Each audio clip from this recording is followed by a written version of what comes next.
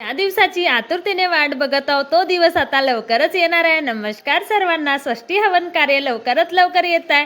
तर म्हटलं चला आता सकाळी उठल्यानंतर ज्योत वगैरे लावून झाली, रांगोळी घातली आणि म्हटलं आज संडे आहे तर आज मी घरी आहे आणि आता हवन म्हणजे हा तर आपला दिवाळीचा एक सणच आहे.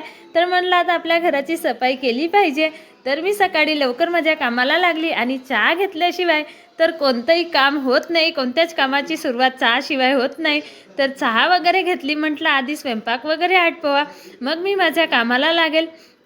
इकडे उत्कर्षनी माझी मदत केली, कारण उत्कर्षच्या सुद्धा क्लासची वेळ होत होती. तर म्हटलं तू माझी मदत करू लाग.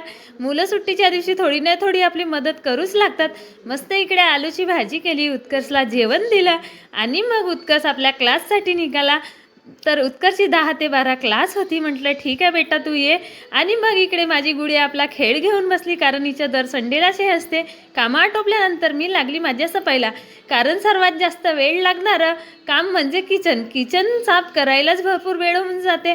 तर मी म्हटलं या कामाला भरपूर उशीर होईल आणि आज आहे संडे, तर आज आपण हा परिपूर्ण काम आटपवला पाहिजे. त्याच्यानंतर तर हॉल वगैरे साफ करायला वेळ लागत नाही.